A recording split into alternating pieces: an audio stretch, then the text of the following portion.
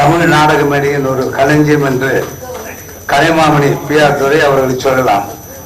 Radio, தொலைக்காட்சி, மேடை நாடகம், திரைப்படங்கள் என்று தான் நுழைந்த எல்லா துறைகளிலும் தன் நடிப்பு திறமையினால் முத்திரை வைத்தவர். காமெடி பாத்திரங்கள் இவருடைய சிறந்த நடிப்பு காத்தாட்சி. இவர் ஒரு எழுத்தாளரும் கூட. நான் கண்ட பிரபலங்கள் என்று புத்தகம் எழுதியிருக்கிறார். அங்கீகாரம் என்ற தலைப்பில் தன் சுயசரிதை எழுதியிருக்கின்றார். இன்று வெளியிடப்படும் கலைமகள் அருள் பெற்ற கதாசிரியர்கள் என்ற இந்த நூலில் திரு துரை அவர்கள், சங்கரதாஸ் சுவாமிகள், பொம்மல் சம்பந்த மல்லியார், ஜெயகாந்தன், கோமல் சுவாமிநாதன், எஸ். பாலச்சந்தர், கே. பாலச்சந்தன் போன்ற 73 திரை இலக்கிய கதாசிரியர்களை அறிமுகப்படுத்தியிருக்கிறார். சுருக்கமான கட்டுரைகள், எளிய நடை, இதன் பதிப்பும் அருமை, அதற்காக பாராட்டு, பதிப்பு உண்மத்திலிருந்து உயர்த்து சரவணிச்சாரும். அந்த கால பிரபல நாடக நடிகர் உயர்ந்த டி. கே. சண்முகம் அவர்கள் புதல்வரான உயர்ந்த டி. கே. கலைவாணன் அவர்கள் சிறந்த பாடகர், கவிஞர், எழுத்தாளர். வருஷம் பல துறைகளில் சிறந்தவர்களும் கலைஞருக்கு விருதுகள் வழங்கி விழா நடத்தி வருகிறார். தெய்வீக பாடல்களில் வேறுபாடு கொண்டுள்ளவர். இவர் சாய்பாபா பக்தர். இவரிடம் பல விழாக்களில் நான் முன்பே கலந்து கொண்டிருக்கிறேன். அவ்வப்போது இவரை எனது கடையிலும் சந்தித்து பேசியிருக்கிறேன். ஏவிஎம் நிறுவனத்தின் ஆஸ்தான டைரக்டர் எஸ்.பி. முத்துராமன் அவர்கள் தமிழ் திரையுலகம் பற்றி நன்றாக அறிந்துள்ளவர். கலையுலகின் என்சைக்ளோபீடியா என்று இவரை சொல்லலாம். எல்லாவற்றும் மேலாக இவரை பாராட்டுவதற்காக ஒரு எஜமான விசுவாசம். எல்லோருக்கும் சகஜமாக பழகுவார். அவர் இன்னைக்கு வந்திருந்து முதல் பதிவை பெற்றுக்கொண்டு எல்லோரும் சார்பில் நன்றியை தெரிவித்துக் கொள்கின்றேன். உங்களுக்கெல்லாம் ரோஜா மலரே ராஜகுமாரி என்கிற விஜயபுரிகளின் திரைப்பட பாடலை கேட்கும் போது நினைவுக்கு வருபவர் அந்த படத்தின் கதாநாயகி குமார் சச்சு அவர்கள். சிறந்த திரைப்பட நடிகை. சிறந்த திரையிலும் வீட்டுக்கு வீடு லூட்டி என்ற தொலைக்காட்சி தொடரில் பாலக்காட்டு தமிழ் பேச அசத்தியவர். தமிழ்நாடு இயல் இசை நாடக மன்றத்தின் தலையாக இருந்துள்ளவர். எல்லா கலைஞர்களும் நன்றாக அறிந்துள்ளவர். நண்பர் சுபாஷ் சந்திரன் அவர்கள் என்னுடன் மெட்ராஸ் பிலிம் சொசைட்டியின் சக நிர்வாகியாக இருந்து வருகிறார். வி.கே.ஆர். கல்ச்சுரல் அகாடமி என்ற அமைப்பை நடத்தி வருகின்றார். விஷய ஞானம் உள்ளவர். சென்னையில் உள்ள எல்லா தூதரக அதிகாரிகளிடம் இவருக்கு நல்ல பழக்கம் உண்டு. ஒரு விழாவை கச்சிதமாக நடத்த வேண்டும் என்றால் இவரிடம் பொறுப்பை படிக்கலாம். அந்த அளவுக்கு இவரும் தெரிந்தவர். இந்த புத்தகத்தின் பிரதிகளை பெரும் பிரமுகர்கள் எனக்கு பரிச்சயமானவர்களே. இவருடன் சேர்ந்து புத்தகத்தின் பிரதியை பெறுபவர் இவரது சீனிவாசன் லிங்கேஸ்வரன் என்கிற தொழிலதிபர் மற்றும் கலை ஆர்வலர். இவரை இங்கே சந்திப்பில் மகிழ்ச்சி அடைகின்றேன். மக்கள் குரல் ராம்ஜி அவர்கள் சென்னை பொது வாழ்வு களத்தில் ஒரு முக்கிய பிரமுகர். மக்கள் குரல் பத்திரிகையின் முக்கிய நிர்வாகி. இவருக்கு தெரியாத பத்திரிகையாளர்களோ கலைஞர்களோ அரசியல்வாதிகளோ யாரும் இல்லை. அந்த அளவுக்கு விருந்த நட்பு வட்டம் கொண்டுள்ளார். கலைம ஆசிரியர் கிராம்பூர் உயர்ந்த சங்கர சுப்பிரமணியம் அவர்கள் என் இலக்கிய வட்ட நண்பர்கள் ஒருவர். மூத்த பத்திரிகையின் இளம் ஆசிரியர். மரபு மீறாமல் பத்திரிகை நடத்தி வருபவர். அத்துடன் எல்லா எழுத்தாளர்களையும் ஊக்குவித்து வருபவர். இவர் தனி சிறப்பு. திருக்குறள் பற்றி மணிக்கணக்காக பேசும் பொழுது ஒரு நாள் திருக்குறள் பற்றி 7 மணி நேரம் தொடர்ந்து பேசினார். ஞாபக சக்தி எப்படி சொல்றதுன்னு தெரியல. அதே மாதிரி ஞாபகமாக சொல்லிடணும். துரை இது புக்கில் எழுதியிருக்காரு. ஒரு நாடகம் திருப்பி ரொம்ப நாள் முன்னாடி நடந்த ஒரு நாடகம் திருப்பி அதை போடணும்னு சொல்லிட்டு ஏற்பாடுலாம் பண்ணிட்டாங்க. அப்புறம் ஸ்கிரிப்டை காணும் தொழில் போச்சு. எல்லாருக்கும் என்ன பண்ணுறது, அது ஒரு பாத்திரம் துறை எடுத்திருந்தார். இல்லை எனக்கு எல்லாமே ஞாபகம் இருக்கு, நான் எழுதி தந்துறேன்ட்டு உட்காந்து அத்தனை பேர் பேசக்கூடிய வசதி எழுதி கொடுத்தாரு. அதனால ஞாபக சக்திக்கு பெரிய பாராட்டு ஒன்று சொல்லணும். அதே மாதிரி 73 பேரை எதுன்னா எப்படிதான் அவர் ஞாபகம் வச்சு எழுதினாரு தெரியல. அவங்க எல்லா சார்பிலும் உங்களுக்கு பாராட்டிய நன்றியை தெரிவிச்சுக்கிறேன். அவர் வாழ்க்கையை சுயசரிதம்னு நினைக்கிறேன். அவர் கோயம்புத்தூர் டு ஊட்டி போடுற மேட்டுப்பாளையம் ஊரில் நிகழ்ச்சி நடந்ததுன்னா அந்த ஊரில் ராயப்ப கவுண்டர்னு பெரிய பணக்காரர். சினிமா தியேட்டர்லேருந்து இந்த பல பஸ் என்னன்னு வருது. அவர் முடிச்சோடனே அந்த சின்ன பையனை கூப்பிட்டு ஒரு 100 எடுத்து கையில் கொடுத்தார். அந்த காலத்தில் 100 ரொம்ப பெரிய விஷயம். நான் சொல்ற சவரன் 60 ரூபா 70 ரூபா வச்சுங்களேன். அப்போ எவ்வளோ தூரம் அதாவது ஆடியன்ஸ் முக்கியமான கதாநாயகன் பாராட்டுறது சகஜம். அது ஒரு சின்ன பாத்திரம் எடுத்து நடிச்ச ஒரு சிறுவனை கூப்பிட்டு பாராட்டுறேன்னா அந்த அளவுக்கு விஷயம் தான் முடிஞ்சது. அவருக்கு என்னுடைய வாழ்த்துக்கள். முன்னே தீபாவளி மலர் கதைகள், கட்டுரைகள், கவிதைகள் இது அனைவரையும் ஸ்கிராம்பர் அவர்கள் ஒரு விழாவுக்கு அழைத்து விருந்து விசாரணை செய்து படைப்பாளர்களுக்கு தீபாவளி மலர் பிரிவுகளை தந்து தூய்மை செய்தவர். இதயகிரம் ராமானுஜம் அவர்களை முன்பே சில இலக்கிய விழாக்களை சந்தித்திருக்கிறேன். இவரது கலை ஆர்வம் பாராட்டுக்குரியது. இவர் எழுத்துத்துறையில் ஈடுபடுவதை உற்சாகப்படுத்தி என்று அறிகிறேன். இவருக்கு என் பாராட்டை தெரிவித்துக் கொள்கிறேன். விடைபெறுகிறேன். நன்றி. என்னுடைய அன்பான வணக்கம். கலைமாமணி துரை அவர்கள், அவர் ஒரு நாடக நடிகர், திரைப்பட நடிகர், ஒரு எழுத்தாளர். இதையெல்லாம் தாண்டி அவர் ஒரு நல்ல மனிதர். அவர் நாடகக்காரராக இருக்கலாம், சினிமாக்காரராக இருக்கலாம். ஆனால் இதையெல்லாம் தாண்டி அவற்றை இருக்கக்கூடிய அந்த நல்ல இதயம்தான் உங்கள் இத்தனை பேரையும் இங்கே சேர்த்திருக்கிறது என்று நான் நினைக்கிறேன். ஏனென்றால் அவர் நிகழ்ச்சியை அமைத்திருக்கக்கூடிய பாங்கே அப்படித்தான் இருக்கிறது. தமிழ்மணி அவருடைய சகோதரர். நான் அவரை நேரடியாக நான் பார்த்திருக்கிறேன். அவர் தான் இவர் பாய்ஸ் கம்பெனியிலிருந்து சென்னைக்கு கூட்டிக் கொண்டு வந்தவர். அவரை கடைசி காலம் முடிய காப்பாற்றியவர் பி.ஆர். துரை அவர்கள். அவருடைய வீட்டில் வச்சுட்டு அதுக்கப்புறம் அவருக்கு ஆஸ்பத்திரியில கூட்டிட்டு போய் அவரை கொஞ்சம் கூட மறக்காம எல்லா வேலைகளையும் துரை அவர்கள் செய்தார்கள். தமிழ்மணி ஆரம்ப காலத்துல என்னெல்லாம் செஞ்சார். எம்ஜிஆர் அவர்களை பொறுத்தவரையில எனக்கு இந்த புத்தகத்துல அந்த சம்பந்தமான ஒரு விஷயம் இருக்கு. அத என்னன்னா, பாரம்பரியம் அப்படின்ட்டு ஒரு நாடகம், அந்த காலத்துல உள்ள ஒரு நாடகம். அந்த நாடகத்தை புரட்சி தலைவர் அவர்கள் அந்த நாடகத்தை மறுபடியும் திருப்பி போடணும்னு நினைக்கிறார். அந்த நாடகத்தை போடணும்னு நினைக்கிறார்.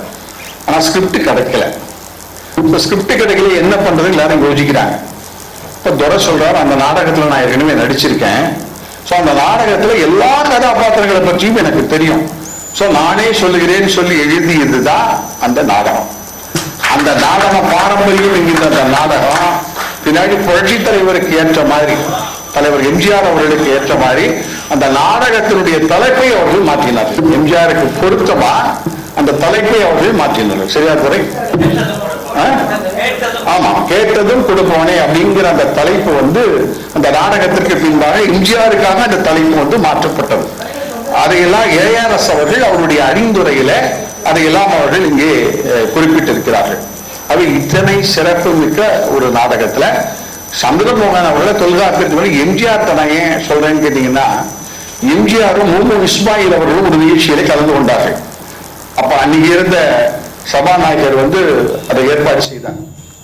படைமரத்துப்பட்டியில இந்த நிகழ்ச்சி நடைபெற்றது. மாணவர்களுக்கெல்லாம் பரிசு கொடுக்கணும். கம்பராமாயண சமாச்சாரம். ஏன்னா முத்துராமன் சாருக்கு ரொம்ப ரொம்ப பிடிச்ச ஒரு சமாச்சாரம்னா, இன்னைக்கு கம்பன் கழகத்துல நடக்கிற சமாச்சாரத்துல ஐயா அவர்களுடைய பங்களிப்பு என்பது மிகப்பெரிய பங்களிப்பு. அம்மா வாசுகி அம்மா வந்திருக்காங்க. அவங்க எல்லாம் ஒரு பெரிய, அவங்க எல்லாம் இல்லைன்னா அந்த அரங்கமே இல்லை, கம்பன் கழக அரங்கமே இல்லை. அந்த ராஜாராம் அவர்கள் ஏற்பாடு செய்கிறார்கள் பனைமரத்துப்பட்டியில, சேலம் பக்கத்துல. அப்போ ஒரு மாணவன் ராமாயணத்துல இருக்கக்கூடிய ஒரு போர்ஷனை தவறுதலாக சொல்கிறான். உடனே முதல்வர் எம்ஜிஆர் அவர்கள் பைக்குக்கு இது இப்படி இல்லை, இதுதான் ராமாயணத்தினுடைய சரியான போர்ஷன் அப்படின்னு சொல்லி மைக்கிலேயே உடனே இம்மீடியட்டாக சொல்கிறார்கள். இஸ்மாயில் ஐயா அவர்களுக்கு ஒரு பெரிய சந்தேகம். நாம பெரிய கம்பராமாயண அறிஞர், ஆனா இவங்கெல்லாம் சினிமா நடிகர்கள், இவருக்கு அவ்வளவு தூரம் பெரிய இலக்கியம் எப்படி, எம்ஜிஆருக்கு எப்படி மனசு உள்ளுக்குள்ள அவருக்கு நினைப்பு, எம்ஜிஆர் சொல்ல முடியாது, மனசு உள்ளுக்குள்ள அவருக்கு நினைப்பு. இது இஸ்மாயில எழுதுகிறார்கள். நான் எழுதினது தான் நான் உங்கள்கிட்ட சொல்கிறேன். எப்படின்னு அவருக்கு ஒரு யோஜனை, எப்படி எம்ஜிஆர் கரெக்டா சொல்கிறார் அப்படின்னு அவருக்கு ஒரு யோஜனை. உடனே அந்த நிகழ்ச்சி முடிஞ்சதுக்கு அப்புறம் பிரமுகர்களுக்கெல்லாம் சாப்பாடு ஏற்பாடு செய்யப்படுகிறது. அந்த சாப்பாடு பொழுது அன்னைக்கு அவர் தான் தலைமை நீதிபதி, சென்னை உயர்நீதிமன்றத்தினுடைய தலைமை நீதிபதி. அவர் கிட்டக்க போய், ஐயா அந்த மாணவன் தப்பு பண்ணாங்கிறது சரிதான், அது எப்படி கரெக்டா ராமாயணத்துல அந்த சமாச்சாரத்தை எடுத்து நீங்க எப்படி சொன்னீங்க, உங்களுக்கு எப்படி ஞாபகம் வந்தது என்று அவர்கிட்ட போய் கேட்கிறார்.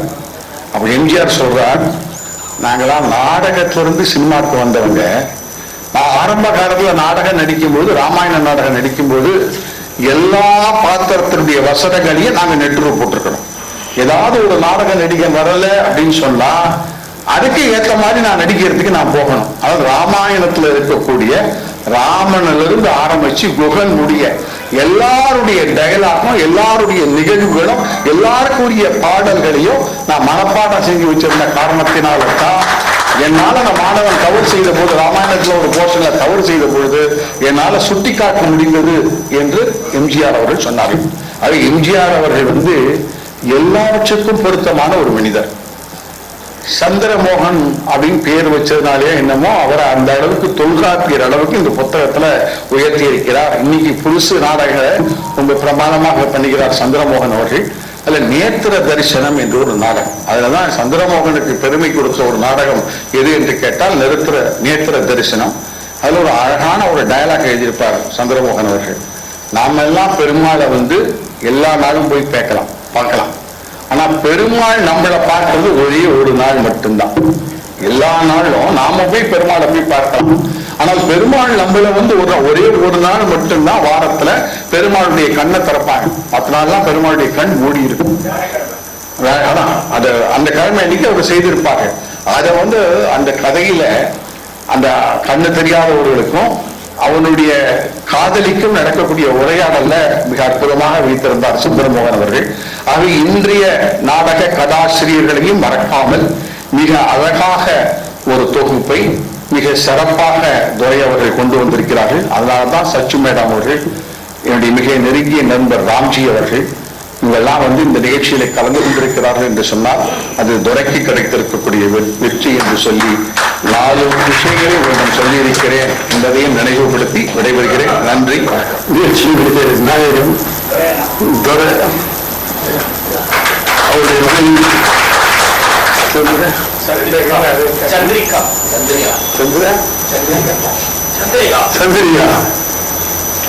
அவங்க 2 பேரும் கணவன் மனைவியாக பல நல்ல காரியங்களை செஞ்சுக்கிட்டு இருக்காங்க. எனக்கு ரொம்ப மகிழ்ச்சி. இந்த மாதிரி எல்லா கடைகளில் வரக்கூடிய கதாநாயகிகள் பேச மாட்டாங்க, செயல்பட மாட்டாங்க, எங்கேயா போய் உட்கார்ந்துருவாங்க. ஆனா இப்ப துறையும் சந்திரரும் சேர்ந்து இந்த விழாவை இருக்கிறார்கள். ஆகவே அவர்கள் சிறந்த கம்பெனிகள்.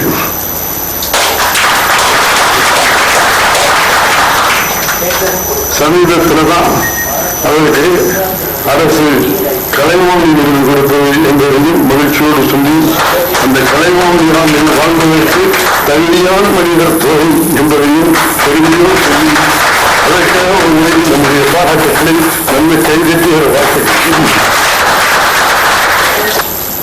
அதை தேர்ந்தெடுத்து கலைவாணி கொடுத்திருக்கிற அரசுக்கும் அந்த குழுவுக்கும் என்னுடைய மனமார்ந்த நன்றியையும் வாழ்த்துக்களையும் ஒன்று கையெழுத்து மூலம் அவங்களுக்கு தெரிவிக்கிறார். அதே போல அம்மையார் சொல்லி நம்முடைய கணவனுடைய பணியிலே துணையாக இருக்கிறார்கள். கணவனுடைய வெற்றியில மனைவிக்கு பங்கேற்கும் என்றார்கள். நம் துறையினுடைய மனைவி சந்திரியாவுக்கு அந்த தொண்டு செய்த அந்த உள்ளம் இருக்கிறது. அதில் துறையுடைய வெற்றியிலே சந்திரியாவுக்கும் பங்கேற்கிறது. ஆகவே கணவனை வெற்றிய போது மனைவியும் சேர்த்து வாழ்த்துகிறேன். மனைவிக்காக ஒரு இடத்தை நான் வாங்கி பரட்டி பார்த்தேன். கிட்டத்தட்ட அவருடைய செயல்பாடு அதையெல்லாம் தேர்ந்தெடுத்து எழுதியிருக்கார். தொடர்ச்சி சந்திரியாவுக்கு வெளியிட்டிருக்கிறார். மனைவிக்கும் உன் பிறகு சரவணாக வச்சிருக்காம மறக்க முடியாது. என் கடைசி மூச்சேக்கர வரையிலும் என்னால் முடிந்த பகுத்தன்மை மேடையில் அமர்ந்திருக்கும் கீழாம்பூர் அவர்களுக்கும், என்னுடைய இயக்குனர் SP முத்துராமன் அவர்களுக்கும், ராம்ஜி அவர்களுக்கும், TKS கலைவாணன் அவர்களுக்கும், முன் வரிசையில் பின் வரிசையிலும் அமர்ந்திருக்கும் எல்லோருக்கும் என்னுடைய வணக்கங்கள். புக் ரிலீஸ் பண்றது, புக்கை வாங்கிக்கிறதுக்கு இல்லை அதை பற்றி பேசுறதுக்கு அது வேற. ஆனால் நான் உடன்பிறவா சகோதரி போலதான் இன்னைக்கு நான் துறையினுடைய ஃபங்க்ஷன். கேட்டா புக்குனால அதை பத்தி நல்ல விவரம் தெரிஞ்சு சொல்லணும். கீழாம்பூர் சொன்னதை என்ன நான் படிச்சு என்ன சின்ன வயசுலேருந்து ஒரு கெட்ட பழக்கம். அதாவது குழந்தை நட்சத்திரமா இருக்கும்போது அப்ப படிக்க தெரியாது இல்லையா, யாருக்கிட்டையாவது கொடுத்து அந்த டைலாக் எல்லாம் சொல்லி அதை காதுல நான் சொல்லணும். அது மாதிரிதான் எனக்கு பழக்கம். இன்னி வரைக்கும் எனக்கு அதே மாதிரி இருக்கு. படிப்பேன், அதனால படிக்க மாட்டேன்னு சொல்லல, பட் ரொம்ப ஆர்வமா படிக்க மாட்டேன், கொஞ்சம் சுமார் தான் அந்த நான். ஸோ அந்த மாதிரி அவரு சொல்லி எல்லாமே எல்லா விஷயத்தையும் கேட்டுட்டேன். என்ன SPM அவர்கள் பேசும்போதும் நகைச்செட்டியார் அவர்கள் பேசும்போதும் கீழாம்பூர் இன்னும் கொஞ்சம் விவரமா சொல்லும்போது எல்லாமே நல்லா தெரிஞ்சுட்டேன். அவங்க எல்லாம் கரெக்டா அதோட இது என்ன இது ராம்ஜி பேசுவாரு, அவர் இன்னும் அழகா பேசுவாரு. இதெல்லாம் சரிதான். ஆனால் எனக்கு தெரிஞ்ச ஒரே ஒரு விஷயம் என்ன அப்படின்னா, துரை வந்து அவர் இன்னும் ரொம்ப நல்லா அவர் நடிப்புலையோ அவருக்கு இருக்கிற திறமையிலையோ சினிமா உலகத்துல அவர் நல்லா வந்திருக்கணும். சரியா பயன்படுத்தலை. அது சினிமா உலகத்துல எவ்வளவு விஷயங்கள் இருக்கு. அதுல வந்து சில பேரெல்லாம் நிறைய பேரை விட்டுட்டாங்க அந்த மாதிரி. ஆனாலும் அவர் கொஞ்சம் கூட அந்த நம்பிக்கையை விடலை. அவர் தன்னுடைய திறமையும் தன்னுடைய நம்பிக்கை. ஏன்னா அவருக்கு நிறைய விஷயங்கள் அந்த மெமரி பவர் அவருக்கு ரொம்ப ஜாஸ்தியாது. ஒரு நாடகத்தையே வந்து ஸ்கிரிப்ட் இல்லாம இதை வந்து திருப்பியும் எழுதி தரணும். எவ்வளவு வருஷத்துக்கு முன்னாடி நடந்தத எழுதி தரணும் அப்படின்னா அப்ப எவ்வளவு திறமை இருந்திருக்கும், அப்ப எவ்வளவு அந்த ஸ்டாக் ஆயிடும். ஏன்னா அவர் வந்து சேர்ந்த இடம் அப்படி. எஸ்விஎஸ் நாடகம் அவர் சரசரநாமம் அவர்களுடைய இது வந்து சாமானியமான இது இல்லை. அதாவது இப்ப நாங்கெல்லாம் வந்து சினிமா வந்து இப்ப எஸ்பி முத்துராமன் அவர்கள் சொன்னாரு, நாங்க வந்து சினிமான்றது வந்து ஒரு டிசிப்ளினே இல்லாத ஒரு துறையை தான் அந்த காலத்துல யாருமே சினிமா லைக் பண்ணாங்க. எங்க குடும்பத்திலேயே எங்க ஃபேமிலியிலே நிறைய பேர் பேசுறவங்க உண்டு. ஏன்னா எங்க அப்பா வக்கீலு, எங்க தாத்தா போலீஸு, இந்த மாதிரி நிறைய சொல்லலாம். அந்த மாதிரி இருக்கிறதுல நான் வந்து குழந்தை நட்சத்திரமா சினிமாவில் வந்தேன். இவங்க போய் சினிமாவில் விட்டுட்டாங்க அப்படின்லாம் பேசி ஒரு இதுவா பேசினாங்க. சொர்க்கவாசல்ன்ற படத்துல அண்ணாவுடைய வசனத்தை நான் 5-6 வயசுலயே பேசியிருக்கேன். அதுக்கப்புறம் கலைஞருக்கு வந்து நான் அவர் திட்டனா அப்புறம் அவருடைய சொந்த படங்கள் நிறைய நான் பண்ணிருக்கேன். நான் அதுக்கப்புறம் அதாவது அப்பெல்லாம் அந்த வசனங்கள் அப்படின்றது வசனத்தை இவருக்கு தெரியும், எஸ்பி முத்துராமன் அவர்களுக்கு தெரியும். வசனத்தை வந்து பாடமா எனக்கு சொல்லி கொடுத்தாங்க. நான் தமிழ்கார பொண்ணுதான். அப்ப கூட ஆரோக்கியாஸ் சொன்னாரு, டைலாக் சொல்லிட்டு நீ சொல்லுமான்னாரு. நான் கொஞ்சம் கடைசி எழுத்து அப்படி சொன்னேன். என்னம்மா சாப்பிடலையா நீ, கடைசி எழுத்து இன்னும் வரைக்கும் சொல்லுமான்னாரு. சோ அந்த மாதிரி டைலாக் எங்களுக்கு கேஎஸ்ஜி எடுத்தா அவரு ஒரு விதமா சொல்லுவாரு, ஏஎல் நாராயணன் அவரு ஒரு விதமா சொல்லுவாரு. இந்த மாதிரி அத்தனை வசனம் கருத்தாங்க எல்லா வசனம். ஏன்னா அப்ப எங்களுக்கு பேசுறதுக்கு வாய்ப்பு இருந்தது. இப்ப எந்த வசன கருத்தா யாரு எங்க இருக்காங்க பேசுறதுக்கு முதல்ல டைலாகே இல்லை. அப்புறம் எதுக்கு அந்த வசன கருத்தாவை பத்தி நாங்க தெரிஞ்சுக்க போறோம், தெரிஞ்சு என்ன பண்ண போறோம் நாங்க. ஆனா மேடை நாடகத்துல விஷயம் நாங்க தான் வந்து மேடை நாடகத்துக்கு அறிமுகப்படுத்தினோம். வாடிக்கலாம் ஒரு நாடகத்துல. சோ அந்த மாதிரி மேடை நாடகம் வந்து ஏன்னா நான் சின்ன வயசுல வந்ததுனால எனக்கு நாடக அனுபவம் சின்ன வயசுல கிடையாது. ஏன்னா நான் பேபி ஆர்டிஸ்டா இருக்கேன். அதுக்கப்புறம் நான் ஹீரோயின் ஆக்ட் பண்ண காலகட்டத்துக்கு அப்புறம் தான் நான் வந்து மேடை நாடகத்தினுடைய அனுபவம் கண்டிப்பாக வேணும். ஏன்னா மெமரி பவர் ஜாஸ்தி. இப்ப கூட என்னோட காத்தாடி வந்து ஆடுகளம் ஒரு சீரியல் ஆக்ட் பண்றாரு. நான் கூட இப்ப வந்து ப்ராம்ப்ட் எடுக்க மாட்டேன், எனக்கு ப்ராம்ப்டே பிடிக்காது. பட் இருந்தாலும் அவங்க ரொம்ப ஃபாஸ்டா ஒரு நாளைக்கு 8 சீன் எடுக்கணும் அப்படிங்கிறாங்க டிவி சீரியல். சரி கொஞ்சம் எனக்கு வந்து முதல்ல ஒரு 4 லைன் சொல்லிடுங்க. ஏன்னா எனக்கு மாடுலேஷன் நான் வந்து ஆக்ட் பண்ணி அதுக்கு ரியாக்ஷன் பண்ணி தான் பண்ணுவேன். இல்லைன்னா அந்த டைலாக் மேலே ஞாபகம் இருக்கும், அவங்க என்ன பேசுறாங்க, என்ன சொல்ல போறாங்க, அடுத்த ப்ராம்ப்ட் என்னன்னு இருக்கும். ஆனா காத்தாடி வந்த உடனே இந்த ஸ்கிரிப்டை வாங்கி ஃபர்ஸ்ட் பார்த்துட்டு அவர் ரெடி ஆயிடுறாரு. 8 சீனுக்குமே ரெடி ஆயிடும். ஏன்னா நாடக அனுபவம். இந்த மாதிரி இந்த நாடகத்துல இருக்கிறது என்னதான் இன்னைக்கு நான் ஒரே ஒரு தாய்ப்பால் எப்படி சுத்தமானதோ அதே மாதிரி நாடகம் சுத்தமானது. ஏன் சொல்றேன் அப்படின்னா நாடகத்துல டப்பிங்கே பண்ண முடியாது, யாரும் பேச முடியாது. ஒரு தடவை தவறு பண்ணா தவறு தான், அவ்வளவுதான். அதனாலதான் நாடகத்தினுடைய அனுபவம் வந்து சிறந்தது. துரைக்கு வந்து பாராட்டுறது ரொம்ப பிடிக்கும். ஏன்னா அவர் வந்து ஒரு பெரிய பாப்புலராவோ நிறைய பேருக்கு இது பண்ற அந்த மாதிரி இல்லை. இருந்தாலும் எல்லாரையும் தேடி எடுத்து இவ்வளவு பேரையும் இன்னைக்கு இருக்கிறவங்க வரைக்கும் அவர் எழுதியிருக்காரு அப்படின்னா அவர் மனசு எப்பேற்பட்ட மனசு, எப்படி அவர் பாராட்டியிருக்காரு. ஏன்னா எல்லாருமே ஒரு காரியார்த்தமாக தான் நடக்கிறாங்க. இன்னைக்கு அவங்கள பத்தி நம்ம ஏதாவது சொன்னா நமக்கு என்ன கிடைக்கும், இந்த மாதிரி எழுதினா நம்ம என்ன கால்குலேஷன்லயே இருக்காங்க. அந்த கால்குலேஷன் அவர்கிட்ட இல்லை. ஏன்னா அவர் எதுவுமே எதிர்பார்க்காதனால்தான் அவருக்கு எல்லாமே இந்த மாதிரி கிடைச்சிருக்கு. அவருடைய வாழ்க்கை மேன்மேலும் நன்றாக இருக்கு. அந்த கடவுளை பிரார்த்திக்கிறேன், வாழ்த்துக்கிறேன். நீங்க எல்லாரும் இவ்வளவு பேர் வந்திருக்கீங்கன்னா எல்லாருக்கும் எல்லா விதமான வேலைகளும் இருக்கு. இருந்தாலும் அவர்கிட்ட என்ன இருக்கு, ஒரு பதவி இருக்கா, இல்ல பேர் இருக்கா, வேற என்ன பேர் இருக்கு, அவருடைய நட்பு. அந்த நட்புக்காக தான் இன்னைக்கு நீங்க எவ்வளவு பேரும் வந்திருக்கீங்க. மேடையில் இருக்கிறவங்களும் அதுக்காக தான் வந்திருக்காங்க. நான் ஒரு உடன்பிறவா சகோதரியா வந்திருக்கேன். எல்லாருக்கும் என்னுடைய நன்றி, வணக்கம், வாழ்த்துக்கள். இது மாதிரி கூட்டங்கள்ல இலக்கியத்துல அறிவார்ந்த நண்பர்கள் அப்படின்னு எடுத்தா எல்லாமே 60+ சீனியர் சிட்டிசன்ஸ் தான் இருக்கா. இப்ப எனக்கு இங்க பேசின செட்டியார்ல ஆரம்பிச்சு கடைசியா பேசின சச்சம்மா வரைக்கும் எம்ஜிஆரை தொடாதவங்களே இல்லை. எல்லாரும் தொட்டு பேசிட்டோம். அந்த 4 பேருக்கு நன்றின்னா அந்த பக்கத்தை புரட்டினேன்.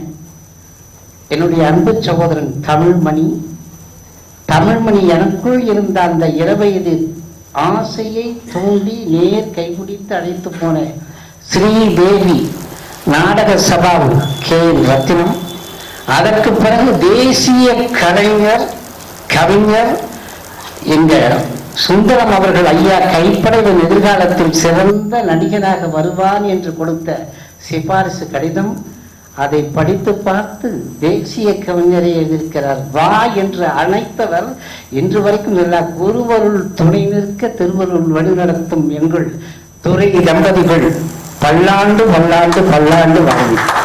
இப்ப அதனாலதான் துரைக்க கேட்டு சொல்லிட்டேன். அந்த 4 பேர் கரெக்டா நான் சொல்லிட்டேன். எங்களுடைய துரை குறிப்பா ஒரு விஷயம் சொன்ன, அவ ஃபேஸ்புக்கில் பல விஷயம் சொல்லுவா, புக்கில் சொல்லாத ஒரு விஷயத்த என் ஃபேஸுக்கிட்ட சொன்னார். என்னன்னா, நான் எந்த ஒரு நிகழ்வுக்கும் வந்து அமராத எங்களுடைய ராஜசேகரன் வந்திருப்பது எனக்கு பெரும் பாக்கியம். இதுதான் நீங்கள் சம்பாதிச்சிருக்கிற சொத்துன்னு அடுத்தடுத்து நீங்கள் எழுதக்கூடிய படைப்புகள் கலைமகள் கந்தரப்பால் மக்களுக்குள் எதிரொலிக்கும். வாழ்க வரம். இந்த நடிகனாக நான் இருந்து பிரகாசித்ததை உங்களிடம் முதலில் சொல்லிவிடுகிறேன். நான் முதலில் நடித்த நாடகம் கலைஞர் எழுதிய உரைமுத்தம். அந்த உரைமுத்தம் நாடகத்தில் கலைஞர் எழுதிய வசனத்தை நான் இப்பொழுது சொல்லுகிறேன், கேளுங்கள். சித்ரா, சரியான துரோகம் செய்து விட்டாய். சிங்கத்தின் குகைக்குள்ளேயே சதி நடந்திருக்கிறது. சதியை நடத்தியவள் என் மனைவி சித்ரா. துரோகி.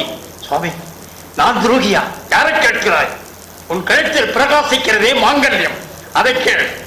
உன் நெற்றியில் பொறித்திருக்கிறாயே பொட்டு, அதை கேள். யாரை கேட்டாலும் இவள் விபீஷணனின் மனைவி, கணவனை காட்டிக் கொடுத்த துரோகி என்றுதான் சொல்லும். ரோகம் பிடித்த கணவனை அவன் மோகம் தீர்க்க அவனை தாசி வீட்டிற்கு அழைத்துச் சென்ற நலாயினி எங்கே? நாகசர்ப்பத்திலும் கொடிய நீ எங்கே என்று எழுதியவர் கலைஞர். மந்திரிகுமாரியில் எஸ். ஏ. நடராஜன் ஒரு கொள்ளைக்காரனாக நடிப்பாரா? அவரிடம் கேட்பார்கள், பார்த்திபா உன்னால் கொள்ளையடிக்காமல் இருக்க முடியாதா?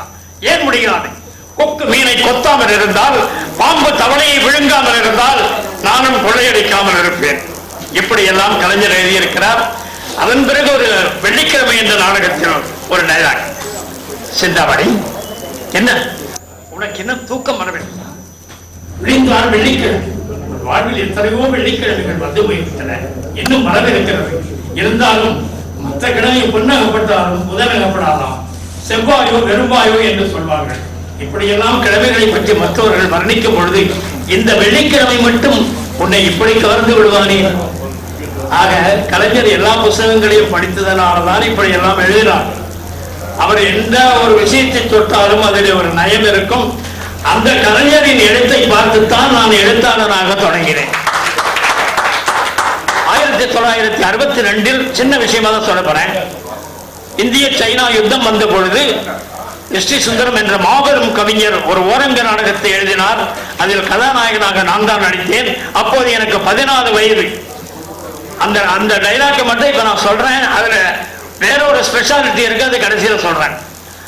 ஒரு சோல்ஜர் இந்திய சைனா யுத்தத்துக்கு பார்டர்ல இருக்கிற நம்முடைய வீரர்களுக்கெல்லாம் உற்சாகம் ஊட்ட ஒரு டைலாக். சீனப்படை பறக்கும் புடுவானால் நாம் பாயும் கருடனாவோம், அவன் கொடிய பாம்பானால் நாம் குமரும் கோடையடியாவோம்.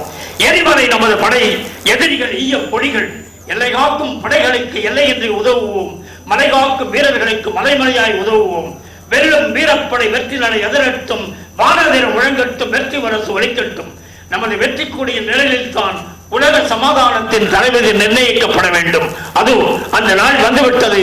புறப்படுங்கள், வந்தே மாதரம். இதே 14 பக்கம் டைலாக் நான் பக்கம் தான் பேசியிருக்கேன். இது எஸ். டி. சுந்தரம் எழுதினது. இது இன்னொரு ஸ்பெஷாலிட்டி என்னன்னா, அந்த நாடகம் 50 நாடகம் நடந்தது. நான் தான் ஹீரோவா ஆக்ட் பண்ணேன். அந்த நாடகத்துக்கு பேரு சிங்கநாதம் கேட்குது. அதை டாக்குமெண்ட்ரியா படமா தயாரிச்சாங்க. அப்போ அந்த கதாநாயகன் நான் நடிச்ச ரோல சிவாஜி நடிச்சார். அதுதான் ஸ்பெஷாலிட்டி. அப்போ அவருக்கு டைலாக் ஏதோ சொல்லிக் கொடுக்கும் போது ஷூட்டிங்ல, நீங்க தான் எனக்கு டைலாக் சொல்லிக் கொடுக்க வேண்டாம், அந்த நாடகத்தில் நடிச்சான்ல அந்த பையனை முன்னால கூப்பிட்டு வந்து நடிகன்னார். போய் நடிச்சேன். நடிச்சோன்னு சொன்னாரு, நாளைக்கு ஷூட்டிங் வச்சுக்கொண்டார். அப்படின்னா 14 பக்கத்தை அவர் எப்படி பேசியிருப்பார். இது எனக்கு கிடைச்ச ஒரு பாக்கியம்.